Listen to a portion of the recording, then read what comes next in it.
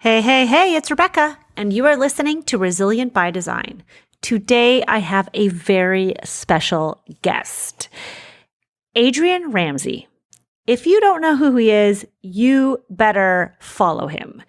I interviewed as a guest on his podcast, which is called TALKDesign, and we talked for 2 hours plus.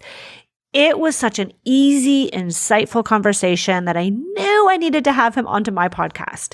Adrian is from Australia. That's where he currently resides and does beautiful architectural work. His, I was about to say interior design firm, but it's not just, it's a design and architectural firm called Adrian Ramsay Design House, does some impeccable designs. And check out his I was just looking at his website, and the picture of him on the front page of the homepage it's just the epitome of like his personality, and it's just so true. It's amazing. His podcast, he sits down with some of the big names, but also some of the lesser ones from the international design world. He deep dives. It's almost like a therapy session, and we talk about that today in the podcast. And that's what I think really resonated with me about Adrian. He is very down to earth, although he disagrees that he's down to earth, and we talk about that today. He has some really great insights. He's been doing this for more than 22 years with his own architectural firm, and he speaks all over the world. But what I think is special is that we were able to jump into a conversation that he wasn't even prepared for, because I thought it would be beneficial for you today. And that is the state of the economy. He really makes it super clear what's been happening and how we need to pay attention and what we can do to ensure our businesses survive the economic downturn. Because let's face it, this is not 2020. We are not going into a boom scenario. We are going into a tightening of the economy. It's only going to get tighter. And so turning a blind eye is not helpful. I think today's conversation will help to spark more conversation in our community. So please listen to today's episode. I hope you enjoy it, and give Adrian a follow on his podcast, TALKDesign. All right. I'm Rebecca Hay, and I've built a successful interior design business by trial and error, podcasts, online courses, and so many freaking books. Over the last decade, I've grown from an insecure student to having false starts to careers, and now I'm finally in the place where I want to be. Throughout my journey, it's been pretty obvious that I'm passionate about business and helping other entrepreneurs do the same. Each week, I'll share tangible takeaways from my own experience and the experiences of other badass women to help you build your confidence and change your business. Welcome to my podcast, Adrian. Well, Rebecca, thank you so much for having me here. It's been maybe a few months since we last chatted. I was a guest on your podcast, and it was so much fun, and I loved chatting with you. And I will actually link in the show notes your podcast episode that I was on here, so people can listen to it. And now they might have had enough of me. They might have had more than enough of me by then. Why don't you introduce yourself for those who don't know who you are? Okay, cool.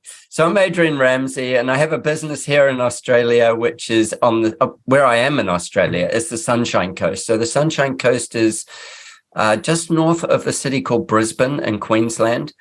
And it is, I would say, a sleepy little spot. It's not so sleepy. In the next 10 years, we'll have the Olympics hosted in Brisbane, and this will be part of that Olympic hosting as well. Wow. And it is the fastest growing region in Australia. I don't know whether that's a good thing or a bad thing, but it is. And it was voted the number one place, the actual little piece of town I live in called Buderim, was voted the most desirable place to live in Australia last year. So about all of Australia, and more people trying to move here than there's houses for. So in that part, we're really lucky. My business is is a design business. We do building design, so design new builds, renovations, additions, all those kinds of things. And then also we do some interiors, but only for clients who we've done the buildings for. We don't cross out of that really. So awesome. That's what we do. Yeah. Fabulous. And I have my own podcast. Yeah. And tell everyone the name of your podcast. TALKDesign. You'll find it on everywhere where you listen to Rebecca's podcast, except for on her website. I love that. So true. I love your podcast. It's so interesting. And I'm towards the end of today's interview, I'm going to ask you a question that's similar to the one you asked me. Is something that you do regularly on your podcast. So everyone's going to have to listen to the end to hear what that is.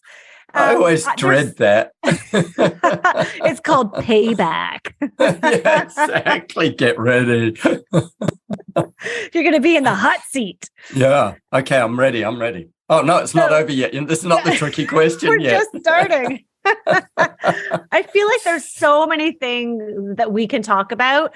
I love, we had such a great conversation on your podcast. My audience, they're interior designers, they're emerging designers at different stages of career, but I think a lot of them are a couple of years into the business and haven't necessarily run their own business for a very long time. With the exception of a few, we have a few members in our community that have been doing this for 25 years, longer than me. And so what I think is what's really been a hot topic in my head that I'm dying to talk more about it with professionals like you who have been in the industry for longer than a couple of years, right? How long have you been in the industry? This business is 22 years old. And prior to that, I had another business. I've owned several businesses, but the actual design business, Adrian Ramsay Design House, is 22 years old. Wow. Okay. So exactly. So you've seen a few things, including some highs and lows in the economy. COVID was a big high. Yeah. Can we talk about that? I just think that it's a conversation. A lot of us aren't having it because I don't know what it's like in Australia, but it's certainly in North America. We've had this boom post-COVID where everybody wants to hire. And so it's almost like this is just in my own head, my thoughts. I feel like we've been in this little bubble. We're in this insulated bubble in our industry where, the economy doesn't affect us. We're fine.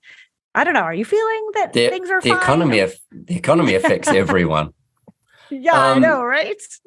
I think, it's an interesting, really, really, really interesting topic. And it's really something worth giving a lot of consideration to for everybody, for ourselves, for you and me, as well as all the listeners, and certainly people who are new in business and, some strategies around what you do or don't do. So let's just reverse back to when COVID hit.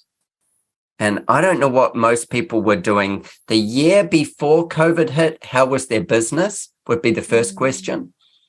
And if their business was going okay, but the leads probably weren't flooding through the door. They were just, coming through nicely. And if they've been in business a little while, then they're probably a little bit consolidated. If they were new in business, they were hungry and hunting. They were on catch and kill duty. Hungry and hunting. I like that. Yeah, exactly. Well, this is it. Somebody in the business always does catch and kill. Somebody has to do catch and kill. And that's sales and marketing, So and then there's the business side of it. So anyway, let's just go to when COVID hit.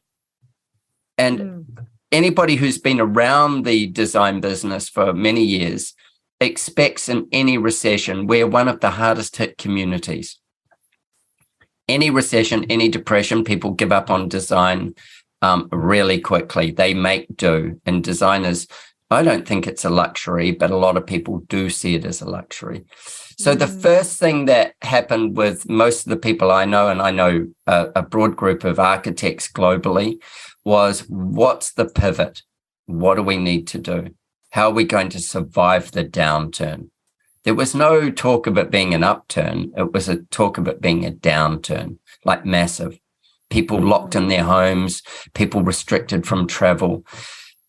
And the silver lining is we got the opposite. The silver lining is that all of a sudden people are locked in their homes, and the money that they may have used on travel or the money the government gave them, they went, bullshit, I'm going to put some new cushions on the sofa. I'm going to do this. Oh, my house isn't that good as a schoolroom. We need to build on, all these kinds of things. My life's too short to be just miserable. I'm going to make my home better. All these things happened, and we ended up with this global boom in construction for residential. And we also ended up with a global shortage because of illness, people with COVID not being able to go to work, with disrupted working spaces and everything else. We ended up with a global shortage of supply. So, you would order, I don't know, a builder would order timber and there wouldn't be any. You would order fabric and they'd say, well, it's not 6 weeks, it's 12 weeks. And then you'd get another note saying it's another 4 weeks delayed because of the shipping, and so on. Mm-hmm. So this played out. And at the time, most people's businesses, let's just say like my business has a team of 5 in the business. With a team of 5, with all the inquiry, not all of it good, but with all the inquiry and with all the delays, a couple of things happen. A lot of people don't really account for how this happened. First is we got a lot of inquiry, a lot of it not good. So we were spending more time filtering stuff that wasn't really wasn't decent for our business. Then the next thing that happened is that the delays in building materials and things like that actually lengthened the process of the time that it takes to do something. Our engineering went from 4 weeks to 8 weeks, things like that. Soil test, just a geotest, went from 10 days to 25 days, was their lead time. So in a business point, our cash flow had to stretch longer. We're telling the person, this is what the job will cost.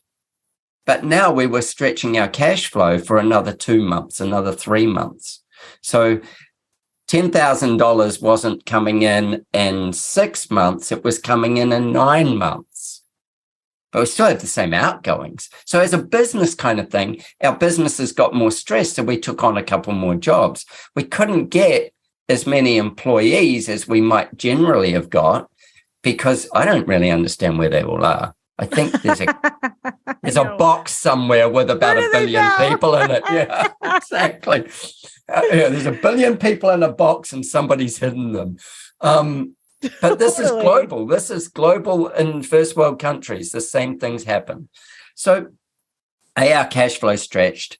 Then we took on a bit more work because we went, well, the work's available. So we took on a bit more than we should have. And then we also ended up with jobs taking that longer piece. And so we couldn't get rid of the jobs fast enough. We couldn't get them through our system fast enough. So then we had the overlap. I'm still trying to get rid of them. Me too. And, and look, I love my clients. Yeah. It's just like you, but we're trying to finalize for these people because that's what they've employed us to do. And it's holding, and that's burning our cash flow, really. And then it's stressing us because they're stressed. And then the uncertainty of price rises. So we've just seen massive inflation. Our clients are stressed. We're stressed. Our clients are stressed. Our businesses are stressed. All the businesses we deal with are stressed. So we've got this massive thing going on. But we've got, for the first time in many years, more leads than we know how to deal with. So that's the landscape. And that inflation is pushing things. So we went through price rises of materials to start with, and then transportation. And now we're going through price rises of team. Labor. Labor. Yeah. The labor price rises are going. And that hasn't stopped yet, materials. They're still climbing too. Not as aggressively, but they're still climbing as well. As long as there's a war in the Ukraine, our fuel prices will be stretched as well and stressed. So that puts all transportation up. So what we've got is kind of you might need to beat this out. A shitstorm on one side and a golden sunny day on the other. Oh, I forgot to mention, we don't edit this podcast. What's said is said. We're not that fancy yet. Yeah, exactly. So with that, you've got this. Now what we've got is we've got all the governments. Well, England's financial system's melted down. It's a mess. And then you take America's going, right. Partly, I think, because they want the strength in the US dollar and they want to maintain that. The reserve is the Fed's putting interest rates up constantly. So they'll end up in double digits, almost guaranteed. So we haven't been in double digits in, goodness, over 20 years, maybe longer, 30 years. Well, maybe. in Canada, the 90s was the time, I think, when it was really bad. The Canadian banks are also raising interest rates. I don't pay enough attention to know how it is with the US. It's very similar, though. Yeah, it won't be pegging far behind. Ours isn't either.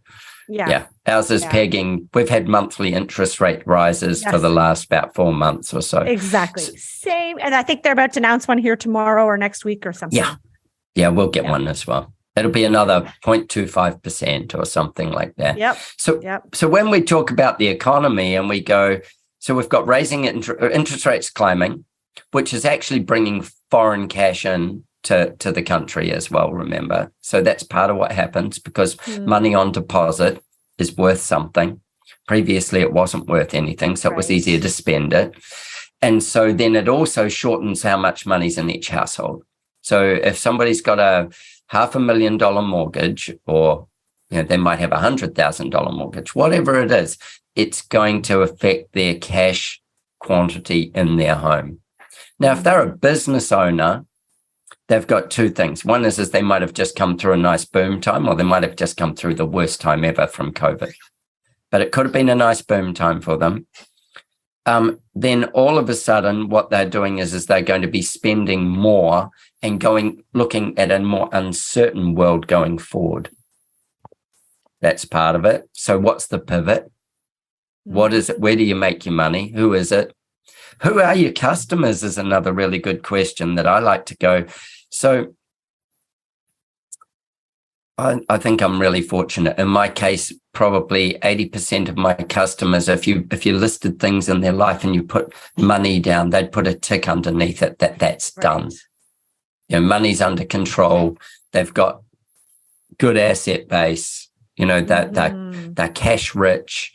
They are, they may be retired or even semi-retired or young retired. Or they're entrepreneurs. So entrepreneurs, they're getting into the more brisk zone. So when we look at that, we go, okay, well, if 80% of our customers, if we said, who's our perfect customer? And we said, well, one of the things I have on my perfect customer is I invoice them and they pay before the date the invoice is due. That's what makes you a good customer for me. I love the specificity of that. Well, it's important. Yes. And you won't know whether they're going to do that. No, but that's a very great differentiator. I know we always talk about that. Who's your ideal client? What is it? And one thing I've always said is they have the money, like they have the money in the bank. They don't have to. My ideal client is not leveraging everything to pay for it because then there's so much invested. Everything's on the line, right? Mm-hmm. I was actually having this conversation today with my husband. We were coming back from the car dealership because I'm in the process of buying out my lease and financing my car because it's kind of the smart decision in the market right now, we think. And we were talking about how, our rep there, whatever you call them, salesperson, who's his friend, used to work at, I don't want to give too much away on who this person is, but he used to work at a non-luxury brand. Mini Coopers are now part of BMW in North America. Anyhow, I don't know if that's globally.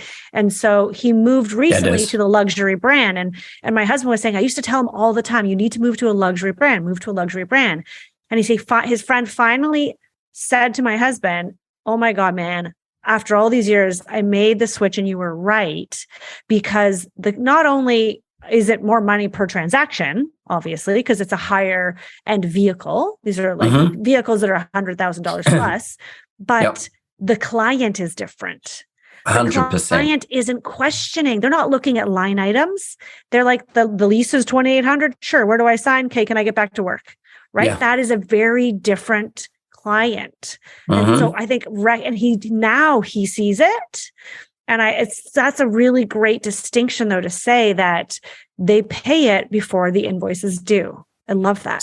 So I don't know whether you do this, but I pay an invoice the day I see it. Oh, always. I just want to get it off my plate. Otherwise I'll forget about it.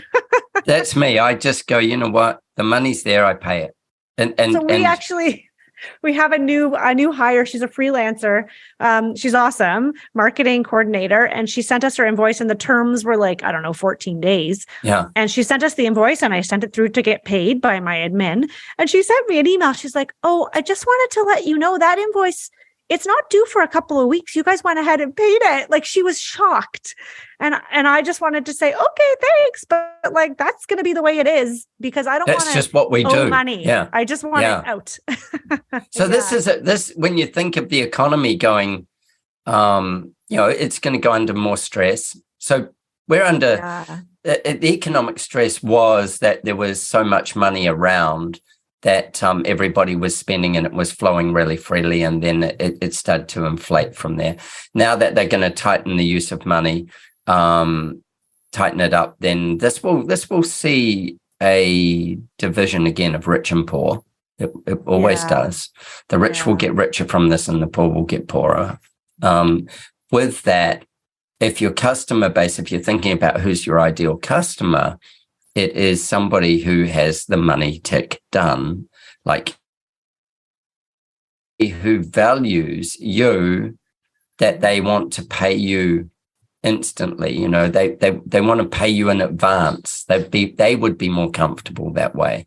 That's, if you're looking at what your ideal customer should be, then that's where it's going. So I think when we come back to the overall overarching economic conversation, is more for how do you give, you've got your business is one genre, and there's some little tips and tricks I can tell you about how that can help. And then on the other side of it is you've got your customers and their business, what their stuff is.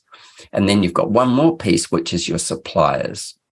So if you're a person who pays your bills on time or before time, your suppliers will know that. They notice. Yeah. No, it's so true. And if you were to go to them and say, hey, I need 30 days to pay this because I my cash flow requires that, they would trust you long before. They'd go, well, you've always paid in advance. Well, not in advance, but if it's a 14-day, 14-day invoice paid on the day you receive it is in advance. Yeah. So true. Yeah, that's the difference. You know, a 7-day invoice paid, the day you receive it is in advance. Yeah, they're not chasing you. They're not chasing you. This is overdue. Where are you? So are you building good habits with your suppliers? Do they know? Do they notice? Do they, is that what their expectation is? If you need them in the coming year or whatever, then this is going to be, if you need to talk to them, this is where you're going to have the best line of communication, because you've always done the right thing by them. You've done better than the right thing by them. So that's the first thing. Have you built your network? And have you taken care of the money side of building your network would be a big one.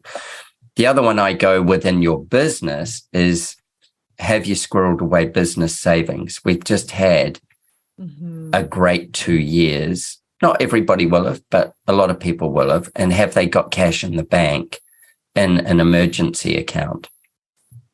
Yeah, that was something I talked about a lot in 2020, because like you said, we were all so freaked out. We thought, oh boy, this is it. Everything's going to shit. Like, it's done.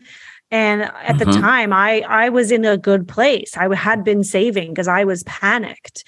But then what happened is like everything's booming. And so it's almost like that the sudden fear of COVID hitting, it subsided. And so it's almost as though heading into this economic, we're not heading into it, we're already in it. Being inside this recession at whatever level of severity it is, it's not hitting, it's hitting us slower. Yeah. And because people have got savings. I hope they have savings. Yeah. Maybe, or because people had such a boom in the last year or so that they are hopefully having saved, but maybe they've kept reinvesting. I know a lot of people are busy. So, if you're not fully on top of your money and knowing what you can afford to hire, I know for me, we were just actually doing this is probably why it's top of mind. I had my end of year meeting with my accountant today because I've completed my fiscal year, and we were looking at our labor costs internally. And, we looked at our revenue was up year over year, but our people costs, I thought, wow, like what? Anyways, the observation was that at the beginning of this calendar year, we were assuming it was going to continue to grow. And so we stacked up and we hired up. You teamed up. We ended up needing to let a couple people go because I just didn't have the new projects to fulfill. And so we were very quick to react, but there was a little bit of that, okay, how much do I invest for future growth? But at the same time, I don't want to be paying for someone that I don't have work for. And so it was this little tricky balance. And so I don't know how many people have staffed up and are now thinking, oh, shoot, I think a lot have. A lot of people have staffed up and they're going, oh, okay. And like, I'm like you, that in the business terms, we call it COGS, cost of goods, or cost of sales. That area there, like watching what your balance is there is really critical. And I did a podcast with a guy the other day, and he's Sam. It hasn't been released yet, but anyway, he's a real estate guy, and he had this brilliant saying. I reckon this was fantastic. He called it dollar productive hours, and he said, "What I like to do with my whole team is go through and look at with them how many dollar productive hours are they getting in a day, and if you're not getting meaning stuff like that time." Either billable or, they're not investment hours. They're actually billable hours. They're things that turn into, So that could be, well, I ordered a sofa from, and we made a 30% margin on it. And so that was a dollar productive hour by the time I ordered the sofa, That might be rather than a billable hour to a client. Right. Right. But the balance is how many dollar productive hours do you need in a day to make your business work, and how many does each team member need in a day to make the business work? So if you looked around and you lined up, say 5 team members, and you said, who's doing admin on what? So admin is still dollar productive, but it's not billable. It's dollar productive for the whole business because a business can't run without an admin system. But it's not what we'd call a dollar productive hour. Right. Reconciling your monthly books is not something you're billing to your client. That's it. You can't bill that. That's just a business cost. Paying your insurance that's just an admin thing that's costing you money. So when you look at this and you go, how many people in your firm are there, and how many of them are actual fee earners? So they might not be on catch and kill, but they're certainly at the table, creating the meal. They're doing something that they're leveraging your dollar productiveness. So like I look at it and I go, so say we have, 5 people, how many of their hours are actually spent? For me, it's drawing, sourcing, or selling. I really do most of the selling in our business, but drawing, sourcing, or selling something. Because a drawing we're charging for, sourcing we may be charging for. You've got to be careful with that one. It could be a long rabbit hole. We all know in interior design, I only looked at 300 sofas to find one. Yeah. And the client had me look at another 300 because they didn't like that one, right. We know how this goes. because nobody realizes how big the rabbit hole is. And the other is that you keep in control of so many pieces of things. You're not usually keeping control of a sofa. You're keeping control of 100 items at one point, and all of them need an amount of research. So the dollar productive part of that is actually the ones you get across the line, not the ones that you just looked for. It's actually really so interesting. Like, and for the people listening, you're probably like, well, I could just hear people already saying, well, that doesn't make sense because like doing a rendering isn't directly bringing in money, but it's part of really being on top of your team's hours, because that's something that I learned sort of the hard way is, you really do need to pay attention to the hours you're putting into something, because yes, it might take you 300 sofas, but maybe we can be more strategic. Why don't we go to the top 3 vendors that we know we like to use, and let's see there first before. And I used to do this. So I have designers joining my team and I wasn't really guiding them. I wasn't onboarding them, and they would come and present me with all these options from all these retail sources that I would never purchase from. And so I would say, oh, well, why didn't you try this store or the other one? Oh, okay, I can do that. And I'm thinking, well, how many hours now have you spent that I have to pay? Yeah, you're paying. It's coming. So now their dollar productive hours are really down. Yeah. One thing I did in reflection, and I think this kind of goes back to what you were saying before about, and I'm curious if other people have felt this, but this extended timeline. And yes, it's been annoying, and clients, things are taking longer. And I love when you talk about cash flow and how it's affected that, because for a business like mine, where we have fixed fees, we were in a really good groove. Like 2019, we figured it out. These are the hours. And then 2020, 2021, we started tracking really diligently to see like how many hours go into a project to make sure we're charging enough so that it's profitable. But then what happened this year, and I only am very acutely aware of it because we just started completing the year, is we've looked at a couple of our projects that we just can't freaking seem to close. And the hours, and we track them weekly in our team meeting, and we share them with the team. We say, this is the number of hours. And we put with the total number of hours budgeted for this phase of the project. It's a new thing we started this past year because like we were not on top of it. And I find if we don't do things weekly, they just don't happen at all. So let's say there's this one decorating project. And I think for the implementation phase, we had budgeted, and it was like an average of, I don't know, let's say 300 hours. I don't have it in front of me. Maybe it was 300 hours as a team, right? Like obviously some people's hours are a different rate than others. Like mine would be the highest rate, but it was way we calculated, let's say was 300 hours at $150. And that would equal, let's say, the fixed fee that we charge the client. So we put that at the top in our Asana. And then every week in our status, my admin puts in, this week, we're now at 10 hours. Now we're at 20 hours. This week, now we're at 100 hours, whatever. Well, we got to the point, Adrian, this summer where this project was dragging on because we were still waiting for a replacement table. There was another issue. This hadn't arrived yet, like little odds and sods. Stuff that means you can't finalize.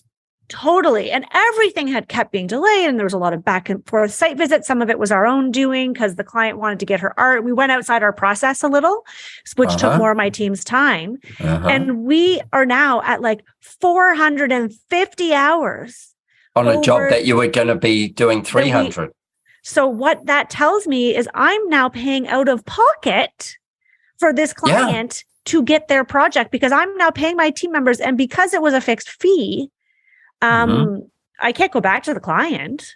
No. So it's definitely got me thinking about how we charge, but I loved hearing you say that about how that the lead times, because we don't necessarily, I didn't even make the connection until we just started talking today that, like it's not entirely our fault that these hours are out of control. Not at all. It's a new reality. And I've jokingly said it to people like, I'm going to have to start charging more for implementation because of all the back and forth and the administration. But it has hurt our bottom line at a time when we were very busy. It's unfortunately hit in certain projects. It was not as profitable as it should have been. Yeah, exactly. I'm in the same thing. And the other thing that I find, is that because all these other businesses are under stress. So the suppliers' businesses are under stress as well. They've got unprecedented demand, and they've got shipping problems and all these things. So they have a level of stress as well. And what happens is as we are dancing through this game of, oh, now we can't get, now this is delayed, oh, this has happened, now this has happened. The person that gets pulled upon the most in small businesses like ours is us. We're the ones who are asked to make more decisions to support our team. Mm-hmm. And so suddenly what we're doing is our dollar productive hours become administrative hours, and the frustration grows because we are trying to think ahead as business people, as well as we're trying to think ahead as more than business people, as people, as like design the CEO, people, as design people. That's what we're trying to do. We're trying to go forward in both ways. And so I look at it and I go, and our team is going, oh God, I'm looking for this thing again. You know, the joy goes out of it when you're looking for it for the 100th time, or when you're calling and getting the same answer each time. Yeah. You know, we've got at the moment, as an example, we've got a job that we've done, which is an office fit out. Now, this is an absolute world-class office fit out, and it is only to house around 16 people. And those 16 people, if you looked at what we've spent per head of population of people in that room, it's ridiculous. Yeah, it's ridiculous. Like, I won't tell you the figures because it's somebody else's business. Yeah, I'll tell them to you afterwards. But we're in this office space, just to give you a bit of an idea. We have showers and bathroom and that kind of thing, but that's as luxurious as you would have in a good home. We obviously have a kitchen. Again, that's pretty luxurious. Each office holds about 4 people, not all of them, but there's a bunch that they hold about 4 people each. And these are all finished beautifully in real timber, not fake timber, real timber, acoustic glass, fully acoustically isolated each room so that you don't get any cross flow. Then they're not all glass. You can sort of see through, so you can see other people, but you can't see what they're working on. So it's very private. So people don't feel observed, but they feel connected. We have a meditation room, which is just purely a meditation room. We have an oxygen pod, which is a sit-up oxygen pod for renewing. Gosh. Yeah. Can I work there? Yeah, I would exactly. get my business to work in a place like that. To give you an idea, an oxygen pod is worth somewhere around, and probably Canadian dollars, somewhere around $60,000 to $70,000. Wow. And this is sit-up one. We have a jungle gym. We have some cognitive light games, so where you chase the light around and stuff like that. We have what we call a town centre, where they sit and they play chess and games like those sorts of things as well, and read. And those are in, sort of like $4,000 each chairs that they sit in. They have a boardroom, obviously, and the jungle gym hangs from the ceiling so that they can compete against each other in that. And then they have various lounges and other rooms as well. Wow. This is this. I'm sorry, this is an office for 15 people, you said? 16 max. Yeah. Yeah. Everybody has their own car park. Amazing. So you look at this, and I've got things like, for instance, I had a sofa that's made for the meditation room, and this sofa is like, the meditation room has a curved ceiling, so it runs in a big curve. So the wall comes up and curves over and does a wave shape, and then it has a sofa that runs all the way around all the walls. It's all shaped, so it's very organic. So of course it's custom, and you've got to get all that through a door that's about 1 meter wide and get it in there. Anyway, with that, I've been waiting 4 weeks for the delivery. It's only got to come maybe about 70 Ks, 4 weeks for it to, because they're waiting on fabric. So I've been waiting since July. That's when we started it. Now delivery's Wednesday. The last 4 weeks, the delivery keeps getting pushed back because one thing won't arrive for them to complete. One thing won't arrive for them. Yeah. And so the client, of course, is going, hell, we want our meditation room. You know, we want problems. That. Yeah, exactly. Exactly. But just, and then how do you complete the job? Yeah, you know? It's so frustrating.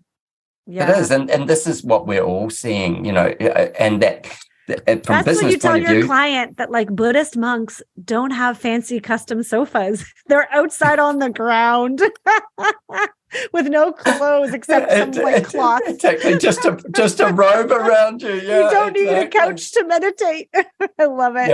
Yeah, exactly. Look, you need mindfulness training. You can do this anywhere. Yeah, exactly. But yeah, it's fascinating, isn't it? You know, like that's what it is. And then on the upside of all of this, yes, we're going into, you know, some more uncertain times, which will stop people from spending, is having had this last 2 years of being able to go, who is my customer? Get really specific about it.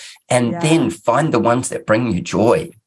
Yes. Do you know, on one of my early podcasts, Jeffrey Dungan said it. He's a fantastic architect from Alabama. And anybody who doesn't know his work, either look up my podcast and you'll find an episode with Jeffrey Dungan. If not, just look up Jeffrey Dungan. Beautiful, beautiful work.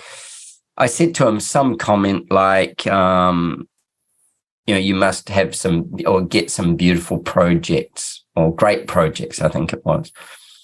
And he's like, yeah. He said, but it's not about great projects. It's about great people, because with great people come great projects. And, you know, I literally, to me, it was, I've been in this business for 20 something years when I heard that. And I went, why am I looking for great projects? I'm looking for great people. Yeah. Yeah. And so where's the great people? The ones who trust, who make you love your job, not the ones who cause you stress when you see an email come through and, oh boy, here we go again, right? Yeah. The ones that you can have fun with, the ones that pay you on time or before time, the ones that you can empathize with because they're open, the ones that, as you said, trust, they let you in so that you can work with them and for them and create something that's beyond their expectation, because that's the only reason to have us there. If you can't create something beyond their expectation, why are you there? Yeah, snooze fast. yeah, exactly. Just so those are the people. So now it's the time to go. I love something you said just before as well. I'm going to come back to it, but I love the fact that now is the time to go, who are the people we need most? And then just niche and hone and look for just those people. The thing that you said before that I thought that was really brilliant was around the point of having your clients and tracking the hours that they're spending in your thing and doing a fixed fee. In uncertain times, a fixed fee is going to make the client feel the most safe. So if you're just working hourly, if you're just doing things ad hoc, then you're going to get more stressed clients than having, you made another point, you went outside of your process. And I love that. So I'm asking this for all the people who are listening. What's your process? Well, if you sign up for my course, Power of Process, I do share the details of it. And I've talked about it here on the podcast lots, but process to me is everything. And that's why I have a course on it. Actually, I think I maybe mentioned this to you, but when I started, I did a marketing course because everybody wanted to learn marketing. But then what I found was that these designers had no process, and it was game changing for me. And so I follow like a 3-phased 7-step process. And each phase has its own fee. I like it that way because you break it into bite-sized pieces for the client. The first phase is a consultation. That's the onboarding. It's that initiation. Then the second phase is the design. That's the creative genius zone, if you will. Yep. And there's a fixed fee for that. That we can control pretty well because the client's not really involved. They give us all their information. We take the measurements, we work with the trades, but then we're really creating. And then we present our ideas. Yeah. It's the phase 3 that I call implementation, where things tend to fall off the rails a little bit because especially now, it can be challenging, as you know, with the timelines. But that is a separate fee for that third phase. But anytime, like when I say Vera for my process, in that particular job, so what I do is in implementation, I am not delivering items as they're ready. I hold everything at a storage facility. This is the decorating. Obviously, when the tile is needed, the tile is on site. But the decorating, that final finishings of it, Yeah, all of that is held back until, like, I have a reveal next week. We've got an installation of a decor and reno. It's not a big project for us. It's a condo. And everything is going to be delivered next week. The rugs, the sofas, the lighting, the draperies being installed. The counters should have gone in already, but they're going in next week too. So that's a wild card. Everything. And then we try to deliver as best we can, a lovely reveal because it's so stressful at the end of the project. It's nice to give the clients that TV-like reveal. What happened in this recent project, and this is a dream client, like, as you say, great people, always pay on time, don't question the invoice, amazing. The client really wanted, this was last Christmas, like, oh my gosh, I can't believe how long this project has gone on for. Really, really wanted it done for Christmas. When it was clear that wouldn't happen, she then pushed us to see if we could get, the art done in time so she could have it up in time for the holidays. Well, do you have the one couch of mine that you're just recovering? Is that ready? Could we have that delivered? And I made the mistake because sometimes I struggle with it because I say I made the mistake. I made the mistake of conceding and giving in and saying, yes, we'll do that. You're being a pleaser. I'm being a people pleaser, which is totally who I am, and I'm a recovering people pleaser.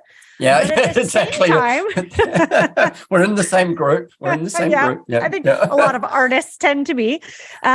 So I said yes, but then it hurt my bottom line because we ended up going back because then she was still waiting for some pieces of her beautiful art collection that we had reframed. Several months later, we had to go back with the installers. So instead of one day, my team overseeing the art installation, it was 2 days, right? Because it always ends up being longer. Yes. So that types of things like that were happening. But when I say like I struggle with it, is because she is our ideal client. She is the type of person that I want to please to an extent that it's hard to describe. It's hard to understand. Like sometimes I veer from the process because it hurt me, but in the long term, in this case, it didn't hurt me. She's a raving fan. She's super happy. Yes. Well, that's actually raving fan is actually another ideal client. That's in the ideal client category. Totally. They talk about you to everyone. You get another job because of them. But that was veering from my process. So when I do something outside of the way we usually do it, a few things can happen. It costs us money, or it could turn the project sideways. Because if you have something delivered and the client doesn't see it in context with everything else, this was my life like 4 years ago, they start to question it. Well, are you sure this gray fabric's really going to work with that rug that we picked? Do you think you could meet me on site just to look at that rug sample again? I don't know what the paint color. And they start to do this spiral. Yeah. And so that's why I don't like to bring anything into the house now until it's all there, because then once they see it together, like, oh, wow, I really couldn't picture. Everyone always says, I really couldn't picture it. But no, that's why you employed me. It's amazing. I know. Luckily, I can. So I think it's my question, actually, now that we're talking about this, veering from your process and your dream client and all of that, I'm sure, like, I can just hear people who are listening right now and they're thinking, right, that all sounds great. But in a slow economy, beggars can't be choosers. Wow. What do you say to someone who's feeling that way? Like, do Well, we the need to first just thing I take would say, on all the work that comes to us because we're afraid that there will be no work? so we can run with a scarcity mentality, which is what you just said. Right. And that is very real. What we can do is we can go, here's my not negotiable. So I don't know whether when you do a dream, like a wish list for a client, how you do it, but I do my wish list in 3 parts. One is this project will not happen without it. So if this isn't in, then this project's a no-go. Number 2 is these are the things that I'd really love. Yeah. But I might not get them all. And number 3 is that it would be genius if you could get me this within my budget. So those are the 3 categories. Idea. I don't do that. I love that. So number 1 gives me the clarity. Well, I'll explain a little bit further so other people can do it as well. The other thing is I say it's a couple, because 90% of my clients are couples. I go, I want you to fill these out separately. So, Rebecca, I give it to you and your husband. And I don't want you to talk about it. I know your soulmates. I know you breathe each other's breath and you finish each other's sentences and drink pina coladas on the beach at sunset. I know that's who you are. But what I want you to do is be really damn selfish when you're writing this list. I don't want you to consider the kids. I don't want you to consider your husband. I don't want you to consider the people next door. I want you to just think of yourself. So I want you both to do that. And I don't want you to talk. I don't want you to compare. I don't want you to do any of that while you're writing your list. Are you with them when they're doing this? You're like sitting there like a school teacher? Yeah, if I did, I'd have a big ruler and smack them around. No, I just ask them to do it that way. I say, this is an opportunity for you to do this. And it'll be a really good learning experience. If your marriage or your partnership is up for it, write a 3rd list where you combine them. If not, wait for me, and I'll write the 3rd list with you to combine them. But if you're up for it, write the 3rd list to combine them. And then when they do that, I have the benefit of being able to see whether they, in what they've done, not lost, but who shifted on things. So you might have had this part of your list, which was not negotiable, and your husband had this part of his list, which was not negotiable. And then you go in the 3rd combined list, there's some of them are gone. They've been rationalized, and you go, you know what? I guess I would have that if it was just me, but as a couple, I don't need that. Like that kind of thing. But I'm looking at all 3 lists. So because of that, I'm getting a deeper insight to who they are. So when we're doing that piece... Sorry, I have to stop you for a second. You are legit an incredible therapist. I really think you need to. Like, I keep joking about it. We joked about it offline before we started, but you just asked such amazing questions. Like, look what you're doing. Like, you can be like a couples therapist. A couples therapist. Yeah, but I don't know what to do when they can't write the list. You ask the probing questions. I mean, They do say that sometimes we do act as a therapist, but like you're on a whole 100%. Other level. Well, what we want to get to, this is the piece that I think that we're really trying to get to is remember, you or I are never going to live in the house that we work on, unless by, like a Frank Lloyd Wright kind of thing, where you suddenly take off with one of the people, like he did that with what was the house in Chicago there.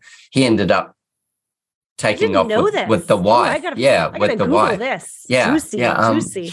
I'm trying to think what house it's called. Anyway, Roby House it might be. But anyway, he took off with the woman who's, he designed the house for them. And then anyway, long story short, but unless that happens, or unless the client gives you the house, or unless you buy the house from the client, you're never going to live in that home. It's their home. And what we're trying to do is we're trying to do something for them. And so how they feel in that environment and the emotions that environment brings up for them is all about them. It's not about us. We're just the vehicle that gets it there. And we use our creative genius, scope, mind, experience. But unless we can understand the people, and what makes them tick and how they tick, we've got no hope of giving them the emotional experience that their house deserves to be. It just could be flicking open a page in a, architectural digest and going, oh, I love that. Great. We'll just recreate that. But that isn't them. That's what they saw. And parts of it might be them. We want to come a bit deeper with that and get what really matters to them. What was in their kids. So when they were kids, what was in their journey of life? Where did they travel to? Where else have they lived? What was in all these questions that form this next chapter you're going to create for them that they're going to hopefully thrive in. And if we can get them to thrive in this next chapter, then we will be seen as being a participant in that thriving. And if we can create an emotional space that nurtures and supports them, then we get to go there. That's why I'm the therapist. I want to understand enough to be able to, to be able to give them something that is deep and meaningful out of their, it could be the architecture, it could be the shapes and the forms, but then it also gets right down to the decoration of how's that supporting you. And so, and I think that's what differentiates you in what you do specifically. Yeah, it is. And look, there's you train people to do work, to work in their own design business. So you see tons of people with heaps of talent, like tons, and some with less and some with more. But what happens is there's plenty of talented people. It's just, what are they delivering with that talent? Are they delivering a cookie cutter thing, or are they delivering something that's a bit more elastic than that? Or are they delivering full custom where they, I think of an actor who takes on the character for, 6 months before they start shooting, and they live it and breathe it. They live and breathe that character, and it destroys their world almost because they've become a whole nother person. To be true to that character at the time of shooting. So I think of it like that. We've got to find a balance in there somewhere to immerse ourselves enough, still with boundaries and stuff, but immerse ourselves enough with their lives to be able to, I want to say fall in love with them a little so that you can deliver it from that depth. But that's not for everybody. That's not for everybody. It's not. It's where I go to, though. That's where I want to be. And that's why choosing the right customer is so important, and niching down to the right customer is so important. Because if they're not any of those things, they're outside of the process again. Right. If they, you go back to your process. So your first one was that consultation. Well, you're interviewing them. They're paying you to interview them to see whether they're the right people and how far you can go with them. You're getting your first dating experience. Totally. You might have had a couple of phone calls, but it's courtship. And then you move from that courtship to, I understand them enough, we're a match, there's some magic, there's some spark. Let's now get them to that next level where we're designing for them, where we're playing the nuances. We're presented something and now we're playing the nuances, that they're in love with it. We're in love with it. We've got this synergy that's going forward. Then there's the implementation. That's the horrible part. Yeah. Let's not talk about that. Can't do it without it. But ours is the same. Ours does exactly the same. We do a consultation and then we do our conceptual design. And going back to where that started, that's all on a fixed fee. So we limit how many things we will do for that fee. So we we'll do parameters. You have to have parameters. Yeah. Otherwise it blows out. Yeah. Otherwise it goes crazy. And the only people that will lose will be you and your client. So both parties will lose if it blows out, because you'll feel like you're being taken advantage of, or that you need to stop giving. And you never want to be in that situation. You want to be able to give freely, because that's where creativity's blossoms. Totally. So I think that's really important, and the implementation part is the part where, provided all the pre-work's been done really well, it's just a function. Totally. And that's where, if you do the work up front in that, whatever you want to call your phase, but in that design phase, implementation is actually a different skill set. And 100%. if enough of the design is done well beforehand, a designer, you could have a different, like this is, we're getting into a whole other conversation. We don't have the time for, but you could have a project manager do that. Sure, but the designer 100%. just comes as needed to troubleshoot certain situations. Yeah. Turn on the lights. Drink the champagne. I feel like we could we talk did digress hours. a little. Oh we did digress. Hopefully it was totally useful, though. That's fine. Yeah, hopefully so useful. It was useful. Everything you've said has been so good. I don't want us to end our time together without talking about, you've already touched on it. No, I'm going to ask you that. But actually, let me ask you the question first, and then you can explain the concept behind it. Okay. So my question to you, Adrian, because you asked me this in your podcast, which room? Please go back and listen to Rebecca. I will not be able to what's the word? Interpret your whatever the way you did for me, because I'm not a therapist. But what is your favorite? Well, you could have fooled me. Yeah. What is your favorite room in your house? I don't know. Oh, come on. You knew the question was coming. My favorite room is the living room. And this does, I just preface this does change a little bit between summer and winter, because in winter, it's favorite for a different reason. And in the summer, it's favorite, like that shifts. It's still a favorite.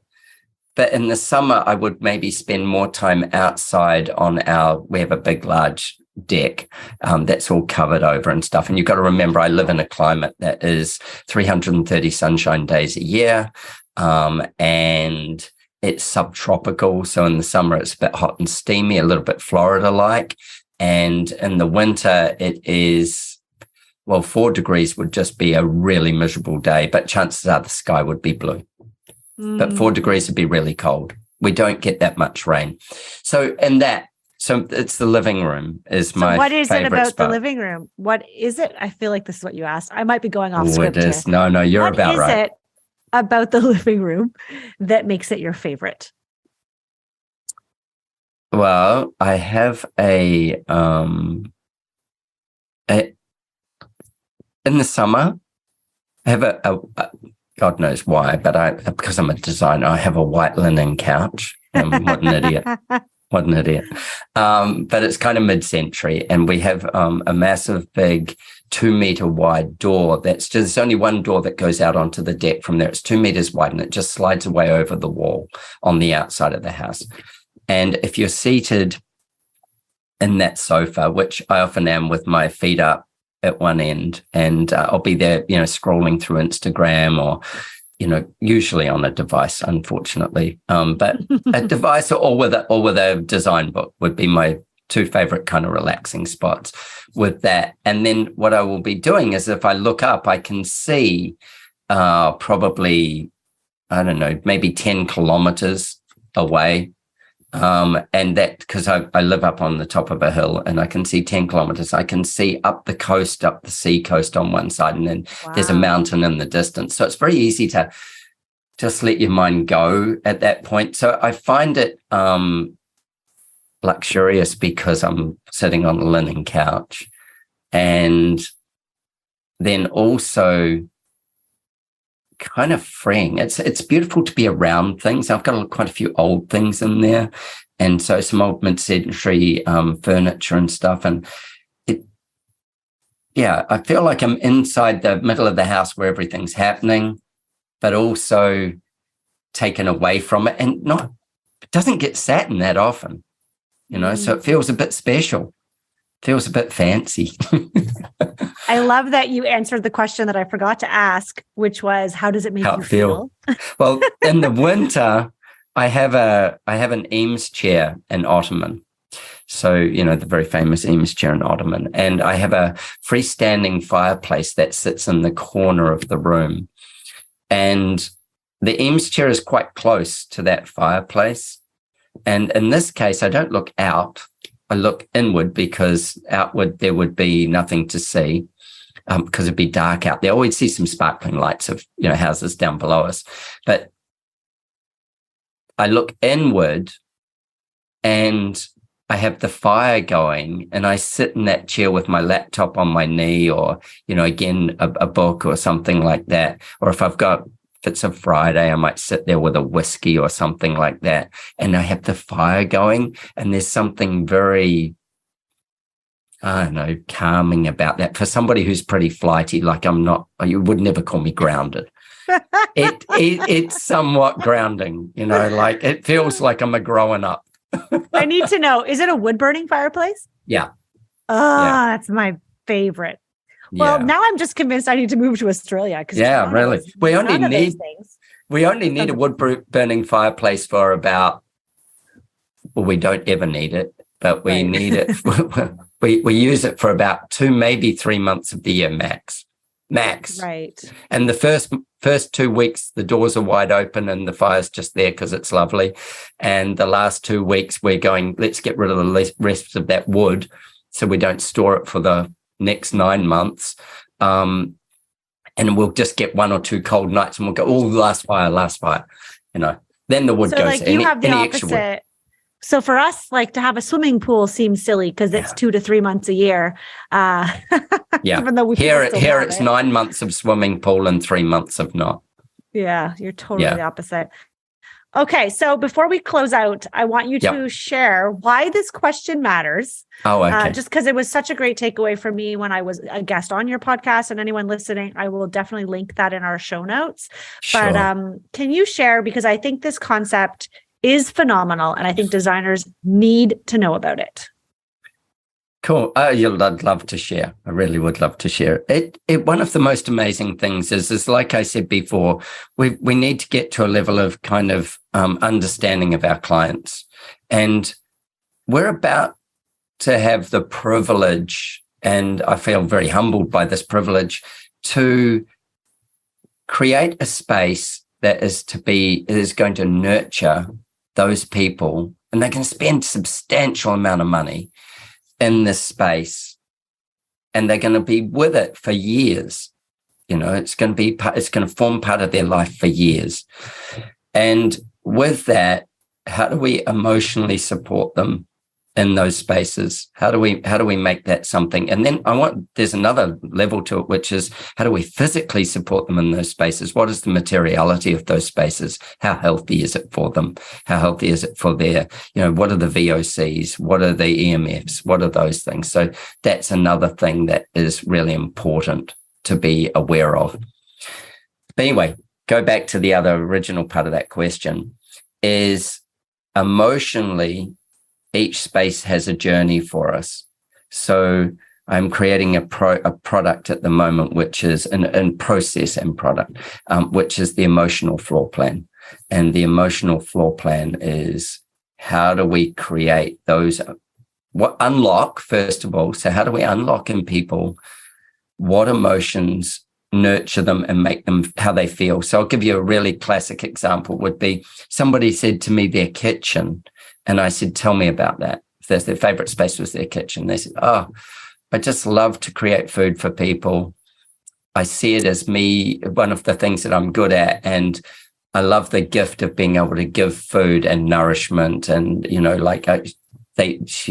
she works with, and her husband actually, but all organic foods and things like that. Very, very focused on this food journey. They're real foodies.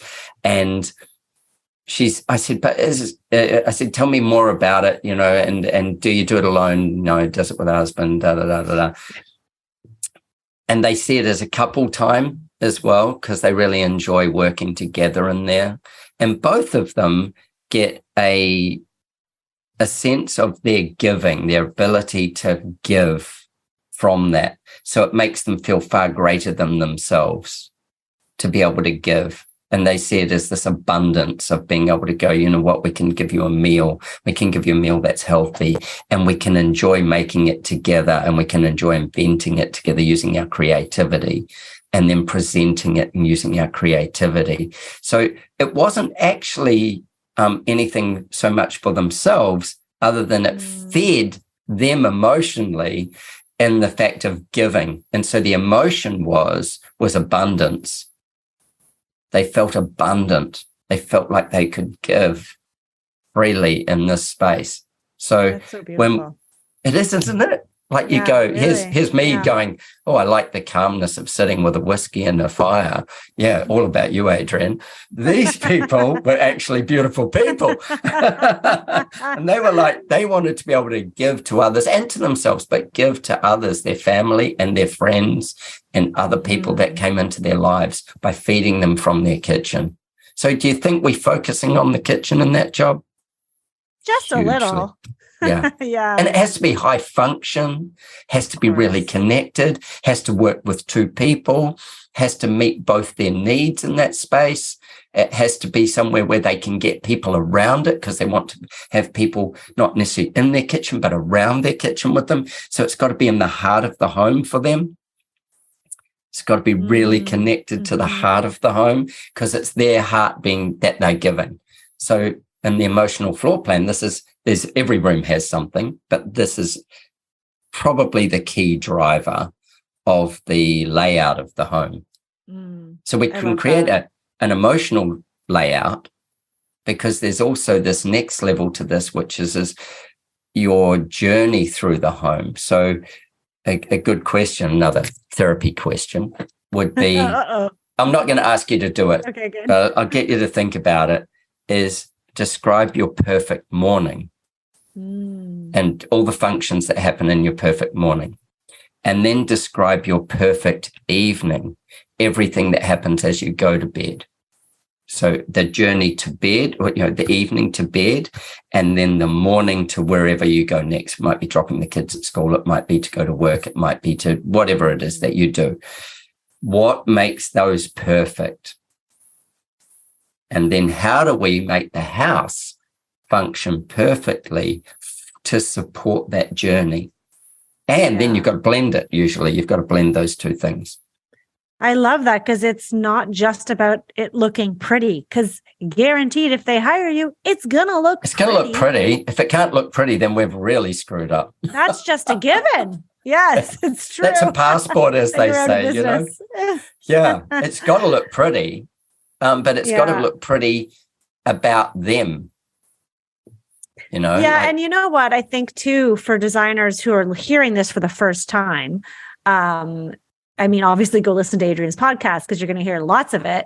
But I think that it gives you pause to reflect on how you are with your clients and where do you come at, where's your inspiration coming from? And how do you present your ideas even to your client? And how can you get more yeses? Well, I always say it's important to listen, but you're saying you need to be more intentional about the questions you're asking. It's not, okay, do you like brass or silver? Like, what's your favorite finish? Okay, that's helpful. But I think what you're taking... Why do you like brass or silver? Right. Taking it to a deep, getting them on that couch. Yeah, exactly. Like, and tell me when you first remember brass. Where do you remember it from? What do you associate? Where does some people will just offer that info. Oh, this reminds me of my grandmother's, or it reminds me of my grandmother's. Yeah. Right. But not everyone, it's about asking those probing questions, asking them the right way to elicit the response that will connect with them emotionally. Like you were telling me before we went online that you asked this question of someone and they got goosebumps just thinking of the answer. Yeah. What a great way to connect with your clients and to really bring value. And well, at that point, the job's yours to lose, isn't it? The job's yours to lose. If you can emotionally connect with them, and you can be empathetic to understand them, the job's yours to lose. If you've gone through and you're doing a first consultation, which they're paying for, if you're at that point there and you're yet to be able to do the design, you're in that interview process, and you can connect with them with that kind of empathy and honesty. It's got to be transparent. It's got to be honest. But what you've got to do is translate those words and first of all, understand what it means. What does relax mean? Relax for my wife and relax for me are two completely different things. She relax for her is like probably, I'm guessing because I've never asked her. No, that's not quite true. But hers is to have her own space, to have it. It's calm and all those things. Relax for me could be sitting surfing. I'm always moving. So for me, relaxing is when I don't have to think about something that gives me stress. Right. Interesting. I can relax at 100 miles an hour in my car.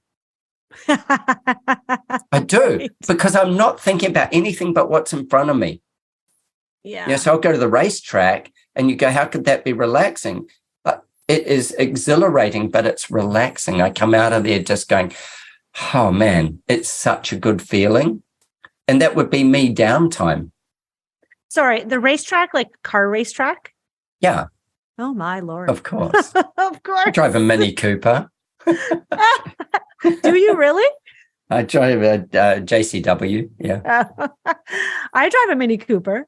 What sort? I drive a Mini Cooper. I don't race it. What is it? What sort is it? You're asking the wrong girl. Oh, I was just at the car dealership this morning. Yeah. I don't know. It's navy. It has the racing navy. Stripes. Is it a hatch? Is it a 2-door? It's a 4-door. A 4-door? Or what they call a 5-door. And it's a sport. It is a sport, but it is an automatic, which I realize is not sexy. Oh no, an automatic's super fast. I don't drive one, but it is. It is sexy. Yeah. Especially if you drive in traffic. Why would you not? Well, it's an automatic for me. Yeah, an automatic's usually faster than a manual. Can't change gears as fast as an automatic can. Yeah, it can choose better. But on the racetrack? Wow, I did not know about that about you. I learn something every time we chat. It's great fun, and look, it to me that to me is getting away and relaxing. It's just doing something for yourself. It's doing something that brings you joy. It doesn't mean you have to be sitting there staring at the birds. That to me is not relaxing. All that happens is my head fills with everything I should be doing. Right. Oh my gosh. Okay, Adrian, we have to wrap our time together. This happened last time. So many good things. We'll have to so many good things. We have to talk more. Definitely. We have to talk more. We have to get our conference to happen as well.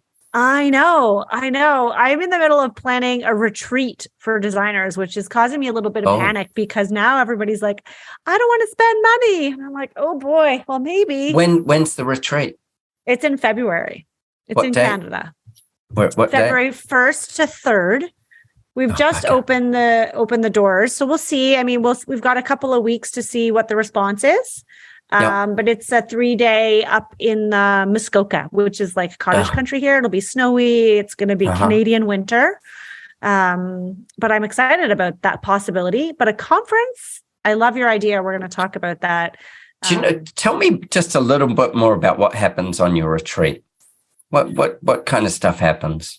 So it's a combination of things. So a lot of it is to connect with other designers. We'll have a reception. Everyone, there's a beautiful hotel that has lots of amenities. There's a spa there, pool, all of that, several restaurants, lots of big open space, like fireplaces. And then we will be doing sort of breakfast are included in it. And then we have working sessions. So we are going to have a room and we are going to have sessions where various people will come, including myself, and we're going to workshop through a lot of it. I think we've decided is going to be about the financials and understanding how to price your services for profit, especially now, like we just talked about that. You need to know if you're profitable. Talking about that and understanding how you can estimate project costs as well, and giving designers examples of past projects from my own repertoire and just letting them have, like, we're going to give them a lot of tools, like templates that they can take back to their business and then really help them and be intentional about the goals that they're setting for 2023 so that we are making smart goals, not in the term of smart goals, but being smart about actual goals that can get to something. It sounds sensational. It sounds really good. Like, I would do it if I would sign up for it. It sounds awesome. Here's the thing. If say times are changing economically, if you go to the retreat, and I don't know how many people are you going to let come to the retreat? What's the maximum number? I would say no more than 20. Right. So 20. So it's tight. So it's tight. So you get to meet and know everybody. I just went to a one on healthy homes, and I think we had so it was all about materiality and passive house, and then tropical houses and how to best work with those things. And I think probably had about 12 or 15 in there. So I was a participant. Yeah, that's a good number. It is. So, but 20, you can meet everybody over 3 days, definitely. I would say minimum 10. Minimum 10. Otherwise, it might be too small. Yeah, I think you're probably right. And then if somebody's listening and they're going, what do I do going forward? Somebody will be listening, but what do I do going forward? Yeah. I mean, it doesn't matter, I suppose, but yeah. Well, nice. I'll play it to the cats later. Yeah. If you are and you go, we're going into more uncertain times, different from where we've been. We're going into more economically uncertain. We were economically uncertain 2 years ago and it boomed. And we're going into economically uncertain, but we know it will tighten. It won't boom. It's going to tighten.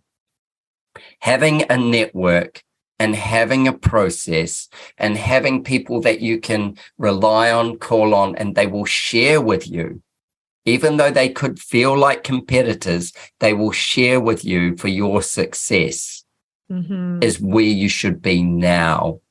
So if you're listening and you're sitting on the fence and going, should I or shouldn't I go? I'm telling you, go, because that community in 12 months' time will be your lifeline.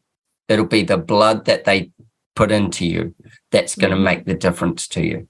And you're going to make lifelong friendships out of it. And you're going to get lessons that you couldn't learn, or you could learn yourself, but you'll learn them the hard way. This way you're going down a map. It's like if I said to you, well, I want to go from, I don't know, Calgary to Toronto, and I'd put it into Google, it will tell me how to do that. It will tell me how to get there the fastest way. This conference setup, it will give you the power to get there the fastest way. And when there's a new roadblock or a bridge is out or whatever it is, then you're going to have a team with you that's going to go, hold on a second, this is what we need to do. It's not your mind in a panic. It's everybody going, hold on, let's see clarity here. Let's move forward. That'll be the biggest thing that you'll get from it beyond just what you learn on the day. So I would encourage anybody to go. Make sure that it's booked out and that, there's no spaces, because that being in a tight design community where people are empathetic and caring and want the best for you, you can't but win. It's the only thing that can happen is you can win. I know. You've got to 100%. 100%. Anytime I've attended something like this, I've come out thinking, wow. Yeah. I just went to one in Barcelona. So I flew to Barcelona. Nice it is. But think about it. It's 20 something hours flight from me. Right. Good point for you. That's a long trip. And so I went to one of these and there was 35 people in the room. That was all. And we did 4 days or 5 days really in Barcelona of study. So on architecture study, not of design so much. We did a little on that, but we did study on marketing, study on business, study on, what's the latest books we're reading. Hey, a really good book to share with everybody is Contagious by John Beaker. Jonah Berger. Hold on, I can't see it properly from here. But anyway, Put your glasses on. it's laying flat. I can't quite see it. But that book, Contagious, is about viral marketing and what happens to create viral marketing. So, look, there's so much that when people share and present and you get to see what they're doing that you can learn from, and then also getting them into your group and your community is so valuable. Totally. Yeah. Well, we're going to do something together. I know it's in the cards.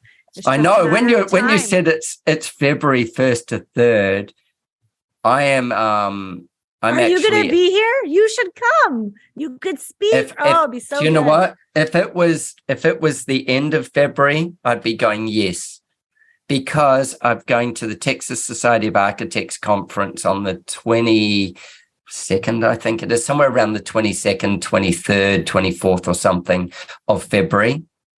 And then my wife is actually speaking she's a business coach, speaking at a gig in America around the 1st of March. And then somewhere in that gap or around then, we're going to go skiing for a week as well. So if that had been like in that somewhere closer to the end or the beginning, I would have been, I'm there. Well, I should have checked with you. I didn't think. Oh, I know. But you know, time.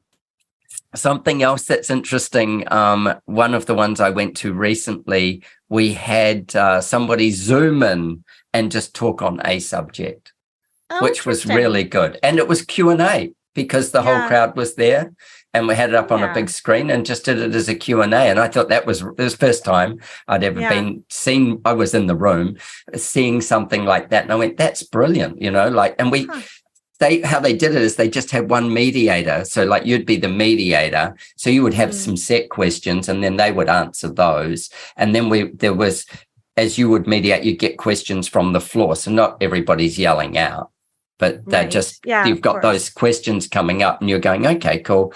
And deciding what, I suppose, lineal line those questions get asked in for the most impact. Yeah. So, well, that's something to think about. I would not have considered that. That's okay. The wheels are a turning. Oh, I like it. Creativity and process. I love it. Yes. Okay. Don't lie on the therapy couch. I'm actually headed to a rehearsal for a choir, that an alumni choir, my high school, at Christmas time. You get to go back if you're in the choir, and we sing Christmas carols. So we're rehearsing for the big performance that's coming up in 2 weeks. It's really fun. It's one of those things that for me is relaxing. It brings me joy. I love to sing. Isn't that gorgeous? I love to sing. I don't. I love people to sing, but when you said it, you love to sing. Money singing, but I love to sing. But loving, it's like dance and sing just take you, closer to wherever life should be. Yeah. Well, thank you so much for joining me today. I really appreciate you waking up earlier. It sounds like you get up early anyways, because it's early there. It's late here. It's so nice. Can you let everyone know who's listening how or where they can find you and follow you? Sure. You'll find me on Instagram under Adrian Ramsay, and that's ADRIAN, and then Ramsay's RAMSAY. You'll find me on TALKDesign.show, so www.talkdesign.show, and you will find me on, where else will you find me? There, and my website. My website, of course, is www.ardesignhouse.com. That's easy. So just .com. Yeah, nice and easy. So that's the website. It's about to be renewed. TalkDesign.show is the podcast. And Instagram, everybody's on Instagram. Of course, I'm on tons of other things as well, but those three would be the best. And thank you for having me. It's so cool to catch up. Yeah, it's so nice. Thank you so much. I need a retreat just with you. Whew, guys, I know that was an extra long episode, but wasn't it extra good? Gosh, I love having these conversations with Adrian. I feel so fortunate to have stumbled into his world because the conversations are always just so fun and informative. I really hope that you appreciated his insights and his wisdom. His emotional floor plan idea is blowing my mind. So brilliant. I can't wait to see what he does with that. But I think that the conversation we had around the economy is really helpful. It's just helpful, I think, to hear other people going through the same emotions, the same thought process, the same numbers, whatever it's called. He has been in the industry for a really hell of a long time. And so his insights are extremely valuable. And as much as we don't want to hear it, it's a fact that historically the design and construction industry is one of the hardest hit industries when we have an economic downturn.